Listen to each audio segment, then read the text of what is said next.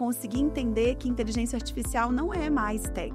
Ela é uma demanda do novo profissional. Ela é para todos. E a gente, então, fala muito do AI for all. A inteligência artificial traz esse cenário de que empodera quem é proativo e eventualmente autodidata, mesmo que estude, pague, seja lá o que for, ele fica empoderado para gerar conteúdos de coisas que ele não domina. E na hora que eu gero um conteúdo que eu não domino, lindo, maravilhoso lá e publico, pode, né? É no seu percentual, não sei se você sabe, mas pode conter erros, né?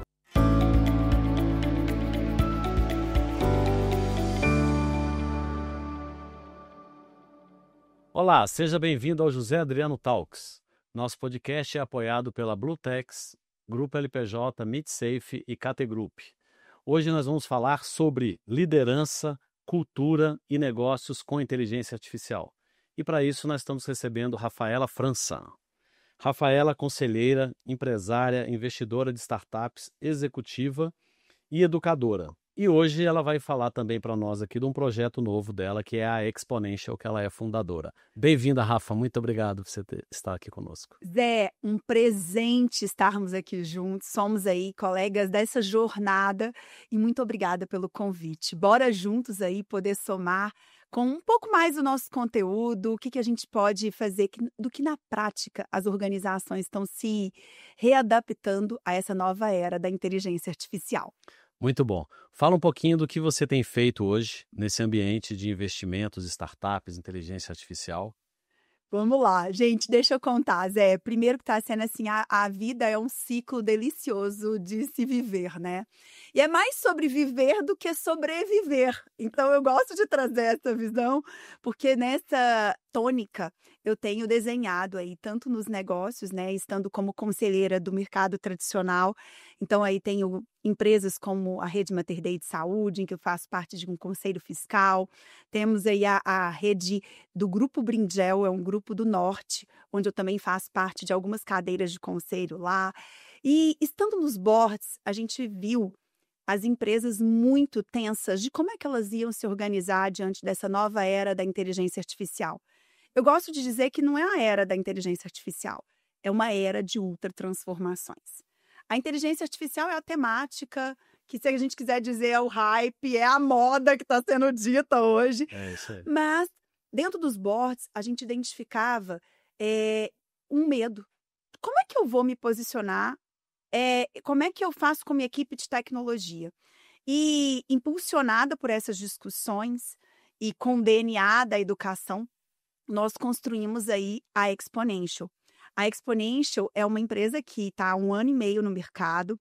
Nós já estamos aí com mais de 4.000 profissionais preparados aí conosco e nós hoje somos um facilitador. Um facilitador para os negócios, para esses boards que traziam para a gente as perguntas, né? Sim. Eu falava, gente, a gente precisa de ir para dentro e conseguir entender que inteligência artificial não é mais tech. Ela é uma demanda do novo profissional. Ela é para todos. E a gente, então, fala muito do AI for all. E a Exponential, então, ela tem implantado uma cultura de reskilling dentro das organizações. E aí eu vou te contando como é que está sendo esse movimento. Então, hoje, dedicando aí, além dos boards, além do investimento de startups, e aí eu também estou nesse movimento da nova economia, porque estar próximo das startups é estar alimentada da inovação. E eu faço muito esse equilíbrio da economia tradicional e da nova economia e como a gente tem integrado isso, né? Então, por exemplo, dentro das grandes organizações como o Mater Dei, ele tem adquirido e feito startups dentro dele. Dentro do Grupo Brinjel, que é um grupo também que fatura aí bilhão, é um grupo de uma empresa familiar, nós também temos adquirido startups para poder fazer essa integração acontecer. E como que a Exponential entra nisso tudo, né? Ela entra sendo essa facilitadora de mostrar para as empresas que cultura de reskilling precisa de ser a grande temática. Eu preciso de fazer com que as empresas e as pessoas elas se readaptem e criem movimentos aí de novas habilidades sendo incorporadas no dia a dia para suportar a sustentabilidade dos negócios. Então, a cultura de reskilling é readaptação? A cultura de reskilling é a gente criar uma nova mentalidade nos profissionais. E aí, te trazendo de forma didática como é que a gente trata Sim, esse tema, importante. olha para vocês verem. Quando a gente fala de cultura de reskilling, você fala assim, nossa, que palavra difícil, etc, né? O reskilling é você retroalimentar suas habilidades. É você entender que a inteligência artificial, por exemplo, vou trazer ela como matemática, ela não é da equipe de tecnologia. E a minha vivência foi na área tech, né, Zé? Assim como você, eu aí fui CIO da Rede Mater Dei por longos anos e a gente tinha ali o desafio de um roadmap de projetos, um backlog de projetos, Sim. e a TI sempre ali sendo um gargalo, às vezes, até, para crescimento das empresas. E quando a gente, nos últimos anos, vou dizer aí nos últimos 2, 3 anos, a inteligência artificial vem sendo uma democratização a favor do mercado, né? A Está na partir palma da de mão. novembro de 22 foi para o celular e para o computador de todo mundo, possibilitou até a Isso. demanda, né? É exatamente isso. Só que aí a gente começa a usar a inteligência artificial como um search. A gente começa a usar a inteligência artificial, ela está na nossa palma da mão, e aí a gente começa a fazer uma pergunta de uma linha para ela, né, Zé? E a gente acha que isso é inteligência artificial, só que não é. Sim. E aí foi o grande ponto. A gente começou a entender que as empresas precisavam de ser aplicadas, que o líder, o profissional das empresas, ele precisa de entender que ele não precisava de demandar mais daquela equipe de tecnologia. Ele precisa de usar a equipe de tecnologia como um apoio para projetos acontecerem. Projetos mais robustos, eles vão precisar da equipe de tecnologia.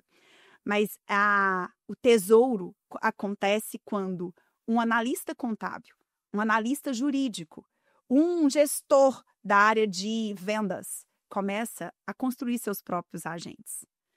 E aí, Zé, quando a gente vai para dentro do mercado e vê assim, né? Recentemente eu estava numa empresa, no Grupo Avipan, e a vice-presidente de pessoas, eu vou te traduzir esse tema do reskilling com ela. Ela virou e falou assim: gente, contratei um executivo e eu perguntei para ele quantas pessoas ele gerenciava.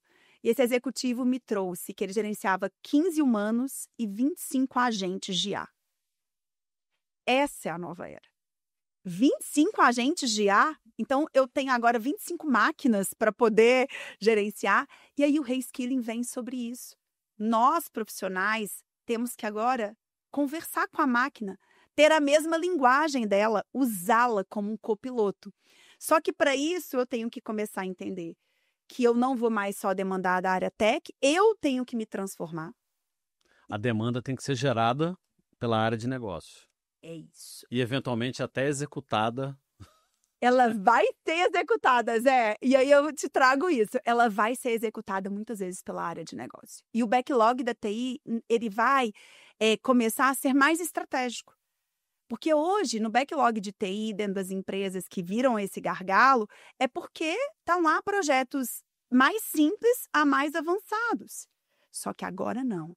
Quando você empodera o profissional, quando ele começa a entender que a inteligência artificial não é um Google, não é um search, que ele faz uma linha ali, ele começa a entender de framework.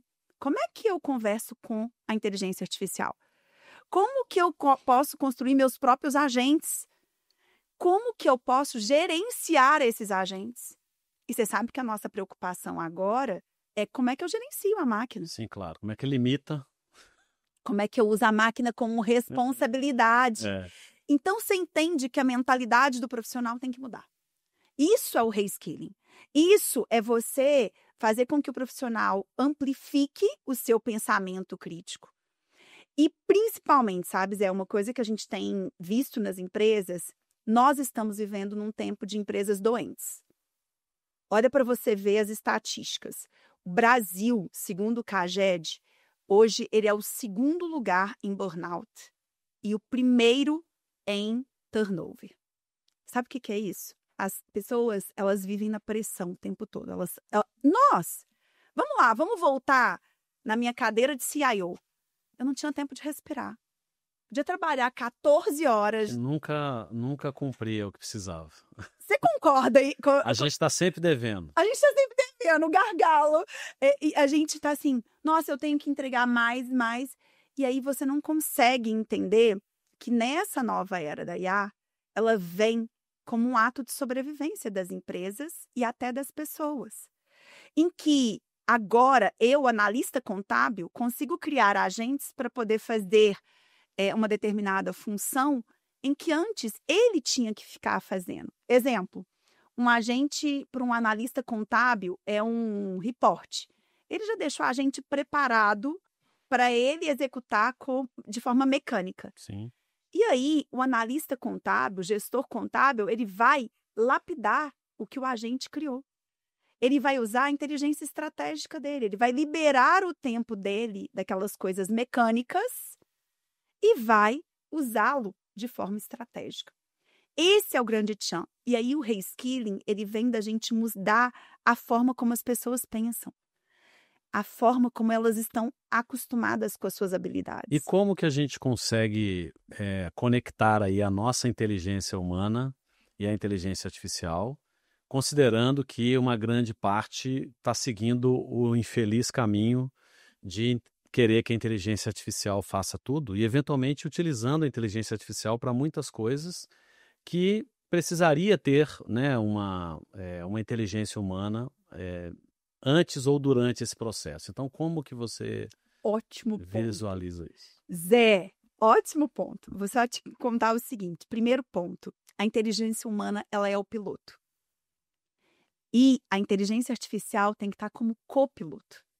Então, o que tem acontecido muitas vezes? As pessoas têm invertido e colocando a inteligência artificial como o piloto. Certo. Aí está errado.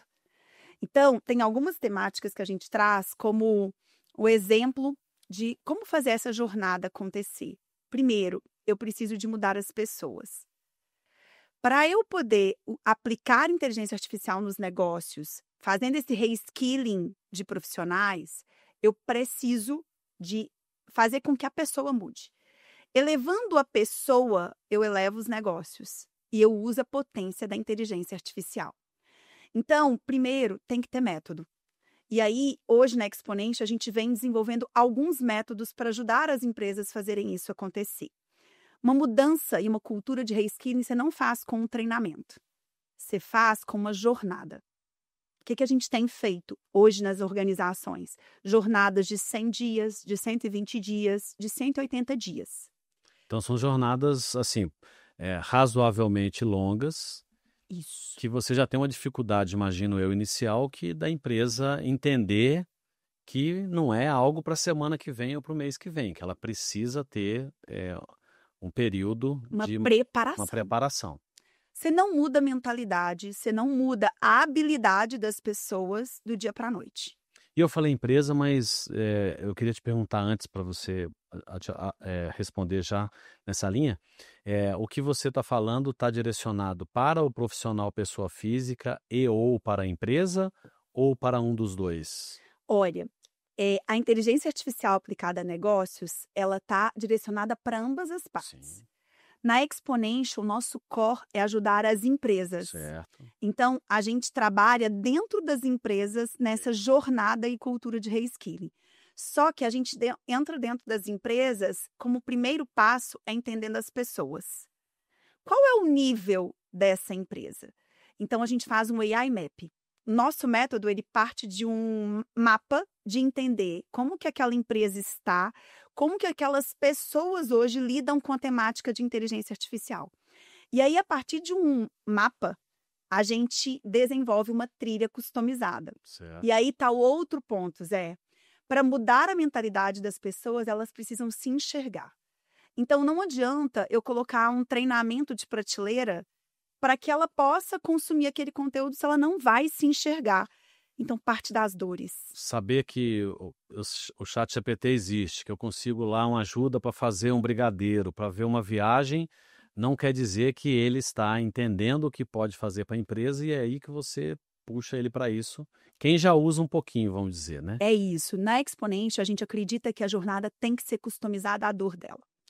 E a gente precisa de construir nessa jornada algumas ativações para as empresas para que elas criem resultados ao longo da jornada. Então, vou te dar um exemplo. Tudo começa com um mapa de desenvolvimento. Então, você faz um mapa, a gente tem uma metodologia que Como ele se faz. fosse um diagnóstico de maturidade da empresa ali, por Isso. exemplo, né? É um diagnóstico de maturidade. Ok. Ele tem um assessment de maturidade da empresa, em que a tecnologia responde, a equipe de liderança responde, mas a gente também entende das pessoas.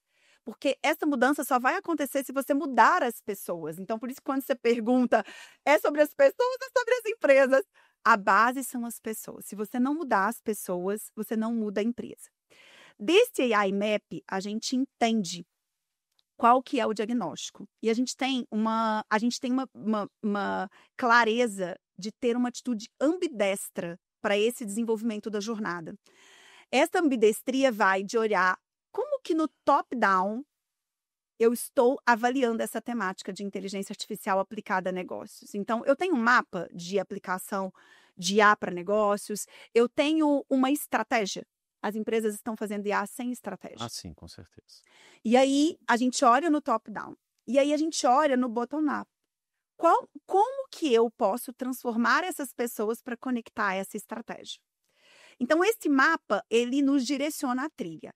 E aí, a trilha é customizada por empresa. Não tem como. Olha, a gente já executou mais de 27 trilhas em 27 organizações. Para cada empresa, Teve variação. Tem uma customização. Se me falar assim, todas foram iguais, eu tenho empresas do mesmo ramo. Exemplo de seguros. E são jornadas diferentes. Porque depende das pessoas. Esse é o grande tchan. Porque você entendendo as pessoas, você fala, olha, essas pessoas, elas precisam de perderem ali a resistência. Então, a gente trabalha a resistência das pessoas antes de entrar com a trilha de jornada de transformação. Tem empresas em que elas já estão mais avançadas, elas já venceram a resistência. Então, a gente pode ir além e trazendo uma jornada mais avançada. Então, como que a gente faz? Depois de um mapa, a gente decide. Vai ter um AI Sprint. O AI Sprint é uma jornada de 2 horas, onde a gente traz para toda a empresa uma sensibilização, uma provocação de que ele precisa de sair daquele medo de usar, do medo, sabe qual é o medo que as empresas estão tendo e as pessoas? De serem substituídas. Sim. É o medo que está aterrorizando todo mundo. Então, a gente no AI Sprint tira esse medo e já mostra para ela algumas práticas que ela pode começar a usar. Então, a gente tem ali num AI Sprint de 1h30, 2 horas, já uma mudança. A pessoa já consegue tocar. É onde você conscientiza, engaja para que a pessoa tenha essa visão e esse interesse de que tem um futuro se ela seguiu um caminho, uma jornada mais adequada. A gente provoca, mas a gente fala assim, olha, existe uma luz no fim do túnel, você tem que ir por esse caminho, é exatamente essa trilha. No AI Bootcamp, que hoje é uma solução que a gente tem feito e que tem dado muito resultado, até resultados imediatos nas empresas. A gente define as dores que vão ser resolvidas. A minha dor é na área de contabilidade, é na área de jurídico, a minha dor é na área de vendas, porque a gente criou um mapa antes de começar a trilha. E a gente, então, customiza o bootcamp para que as pessoas resolvam as dores no bootcamp. Então, o bootcamp, além de ter conteúdo, a gente conecta as dores do cliente ao conteúdo, as soluções que eles vão ver. Então, vou te dar um exemplo de alguns bootcamps. A gente hoje no bootcamp consegue, inclusive, avaliar a performance da evolução das pessoas. A gente tem conseguido, num bootcamp, elevar o conteúdo das pessoas em 30% a 45%. Ela sai dali absorvendo. A gente, para cada módulo, são 6 módulos, normalmente, um bootcamp. Normalmente, eles são de 8 horas. Esse é um bootcamp de muita transformação já tangível. Mas a gente tem bootcamps de 4 horas, bootcamp de 2 dias. E aí a pessoa, alguns saem de uma inércia de não conhecer nada, outros de achar que conhece, mas eventualmente usa muito pouco, e outros que eventualmente estão até usando demais, sem nenhuma conexão com a estratégia ou da empresa, consegue ter essa conexão. E como que isso conecta com a cultura da empresa? Porque você falou muito das pessoas, então entendi, você mapeia, você faz um diagnóstico de maturidade, você foca ali nas pessoas e tal. E aí eu acho que é outra base da ambidestria, é isso?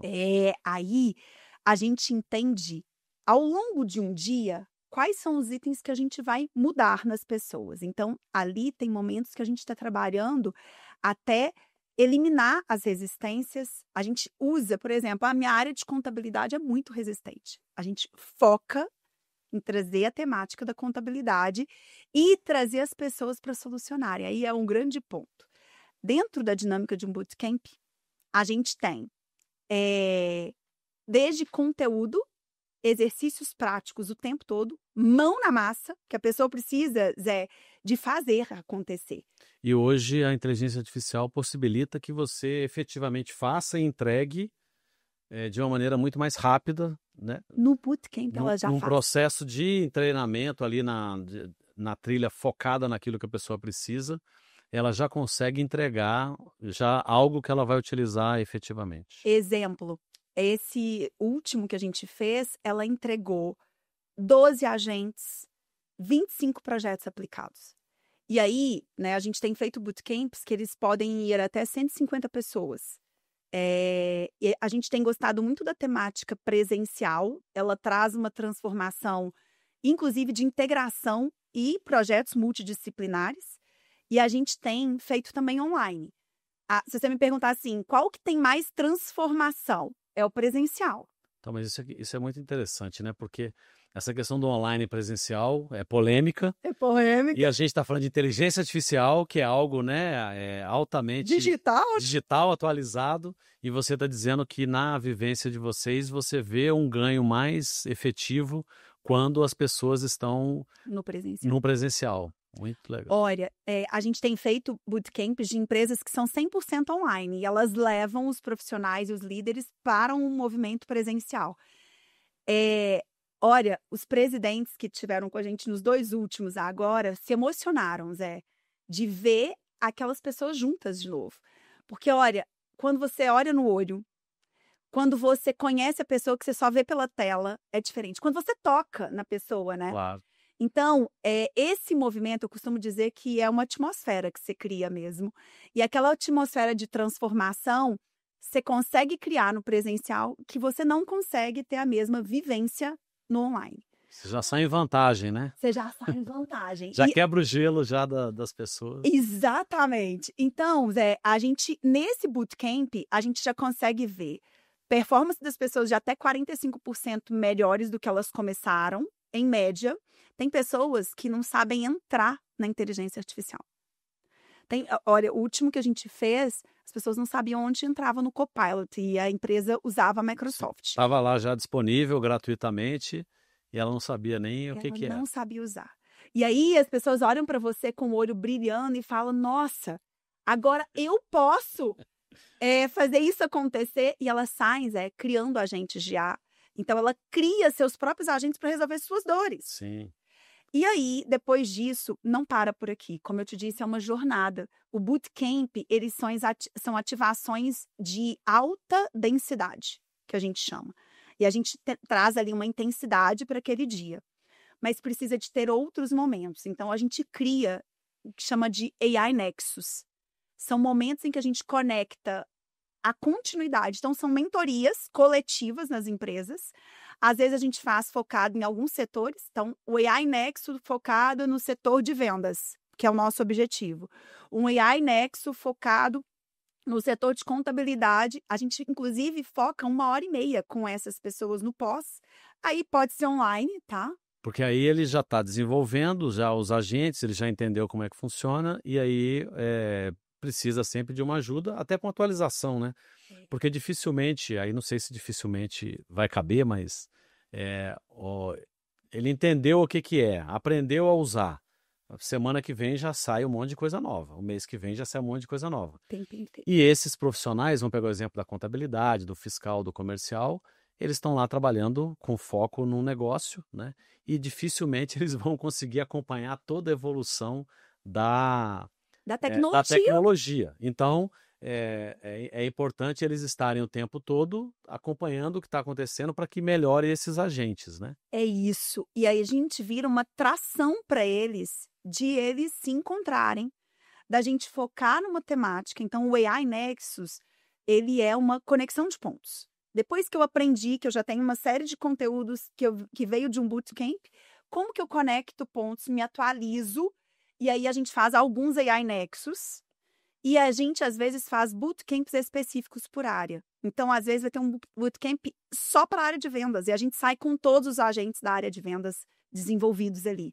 Então, você me fala assim, o que a gente tem percebido quando a gente vai para dentro dos negócios é que, às vezes, a gente consegue, num bootcamp, resolver ali de 40% a 50% das dores mais latentes que eles Sim, tinham. a empresa sai de um ponto que ela não sabe absolutamente nada de inteligência artificial para um ponto em que já resolveu algumas dores com a inteligência artificial.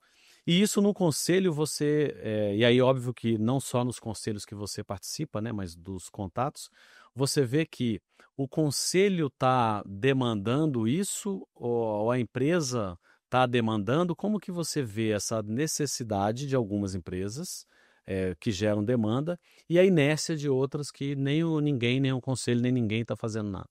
Olha, Zé, o que a gente tem percebido é que os conselhos estão debatendo, estão perdidos, e a Exponential, ela nasceu dos conselhos, Sim. né? Eu e o Paulo Grigorovski, que é o meu sócio nessa operação, a gente começava a ouvir dos nossos conselhos a necessidade, todo mundo perdido. Como é que eu me direciono? O que eu faço? Eu tenho que comprar um treinamento de prateleira? Ou não, eu tenho que começar a substituir as pessoas? Eu tenho Vou que contratar. exigir da TI, vou botar uma meta, que eu sei que tem empresa que tem meta de fazer RPAs, IAs, né? E tenho que botar IA na área fiscal, é minha meta para 2025, como exemplo. Então isso aí não ajuda, né, a atingir o objetivo, né? Não ajuda. E Zé, o que a gente veio justamente dessa necessidade. O que a gente percebe é que as empresas que já estão se organizando nessas trilhas, que já entenderam que isso não é uma mudança do dia para a noite, que essa é uma mudança de mindset. Então, por exemplo, só para você entender, nessa mudança de jornada, não adianta envolver só a TI. Você tem que envolver o marketing, o RH. O RH está liderando essa transformação, inclusive.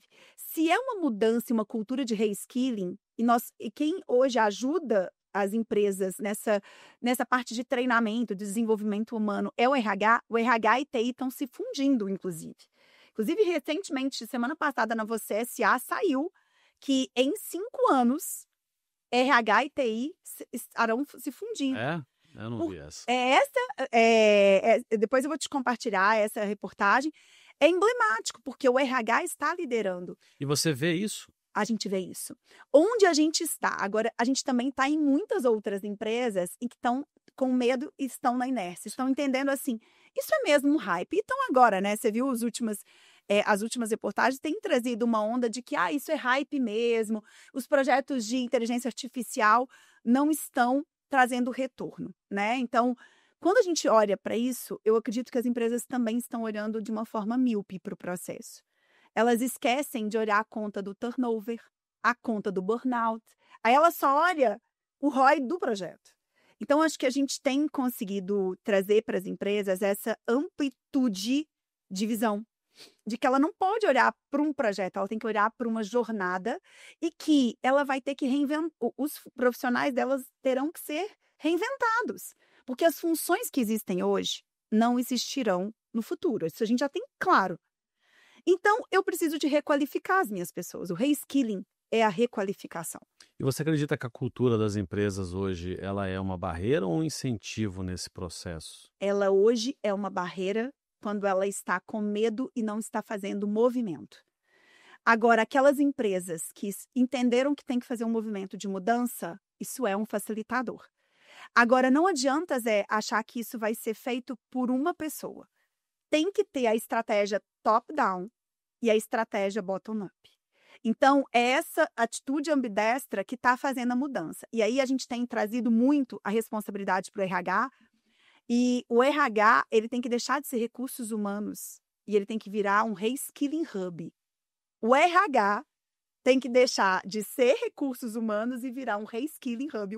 O R e o H tem que fazer essa mudança de posicionamento. E o que a gente tem, inclusive, provocado é que todas as empresas terão que ter uma mudança de posicionamento do executivo e do líder. Terão que ser Chief Education Officer. Porque para eu poder reeducar as minhas pessoas, eu preciso de ter uma posição de educação corporativa como a grande mestra do meu negócio, entendeu? Porque eu vou ter que reeducando. A gente está falando agora de inteligência artificial, mas eu tenho empresas que eu estou entrando e a gente está falando de computação quântica. A gente já está falando de blockchain integrado. E são coisas que vão se complementando, né? Todas. Assim como no passado se falava muito de metaverso, de no-code, e aí alguns falam hoje, tá vendo? Acabou, aquilo lá nem existiu. Na verdade, ele está dentro desse pacote que está evoluindo aí, né? Talvez não... Ultra transformação. Talvez não daquela forma sozinha, porque outras coisas aconteceram e ampliou isso, né? Exatamente. Essa era de ultra transformações que precisa da gente ter um novo posicionamento. E como que os profissionais se preparam para esse ambiente? Então, pensa num profissional, independente da empresa, como ele pode se preparar, de que forma ele vai buscar, que competências ou que forma para ele conseguir protagonizar esse processo, puxar a empresa que não está querendo vir, os colegas, como que você vê que ele pode se preparar para isso? Primeiro ponto, ele tem que entender que ele precisa de liderar a carreira dele. E para ele liderar a carreira dele nesse movimento, ele tem que ter a ação de protagonista nesse movimento. Como que eu me protagonizo? Primeiro, eu tiro o medo e eu transfiro o medo para o sentimento de curiosidade, de exploração das tecnologias. Eu tenho que parar de delegar isso para a área tech e eu tenho que assumir isso como, eu sou um analista de marketing. Como que eu posso trazer isso para a minha jornada? Então, eu me conecto com pessoas, com ferramentas, com comunidades que estão já fazendo esse movimento. Então, Legal. Traga isso para a sua temática. Independente da área de TI, está apoiando, né, proativamente ou reativamente. Independente. Troca o medo para a exploração e a exploração para uma nova prática. Como é que eu me nutro desse conteúdo para eu poder trazer uma nova forma de atuar, né? Isso em qualquer profissão. Se eu sou engenheiro, se eu sou contador, qualquer profissão tem que fazer esse movimento. E dentro desse movimento, seja um líder de discutir isso. Como é que eu posso implementar isso dentro do meu negócio? Então, se você está lá na área de vendas, discuta com os seus vendedores. E sabe como que eu penso, Zé? Essa construção dessa nova mentalidade que a gente precisa de fazer esse reskilling acontecer, ela precisa de ser uma construção coletiva. Olha, a tecnologia está mudando de forma tão veloz que nós não conseguimos cada um acompanhar e ter a sua trilha individual. Então, eu acredito na trilha coletiva. Aquela em que você está dentro de uma comunidade, como o Board BH, que é uma comunidade que eu queria te honrar aqui como nosso presidente. Obrigado. Porque você faz um movimento, é um movimento de trazer essa requalificação, essa discussão, essa posição de debate. E é isso que é construção coletiva. Então, eu digo para o profissional que ele precisa de estar em movimento. Você pensa que ele sozinho, mesmo com boa vontade, ele não consegue. Que ele vai estar limitado a algumas verdades limitadas e eventualmente incorretas. Ele tem que continuar esse movimento, e esse movimento de forma coletiva, ele é muito mais fluido, muito mais leve, e ele vai se manter atualizado. Então, se a pessoa hoje não está conectada a algumas comunidades, eu queria dizer assim, essa é a bola da vez. Comunidades vão começar a te nutrir de conteúdos e você vai selecionar, é claro, né? Sim. A gente vive hoje na infoxicação também, né, Zé?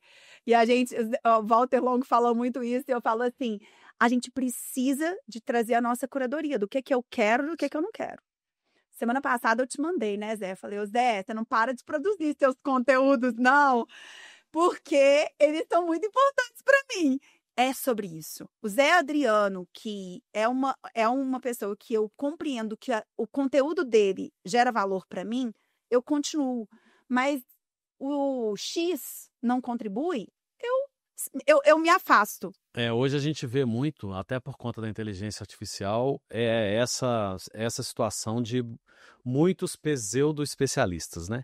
Então, falando, por exemplo, no ambiente que a gente vive de reforma tributária, a gente vê o tempo todo, o cara vai lá, faz um desenho, como que vai ser a base de cálculo do tributo com a reforma tributária. Aí o cara faz o desenho, põe no Instagram, e aí curte, compartilha, aí você tá num grupo lá, vem lá a imagem. Aí alguém tem que ir lá, pegar aquela imagem, dizer, ó, tá errado isso aqui e tal. Então cria-se um ambiente de, como é que você fala? Que é infoxicação, que até é difícil de falar. Cria um ambiente e quem bateu o olho naquela imagem e levou como verdade, está mal informado e vai trabalhar com a informação errada, né? Então, a inteligência artificial traz esse cenário de que empodera quem é proativo e eventualmente autodidata, mesmo que estude, pague, seja lá o que for, ele fica empoderado para gerar conteúdos de coisas que ele não domina.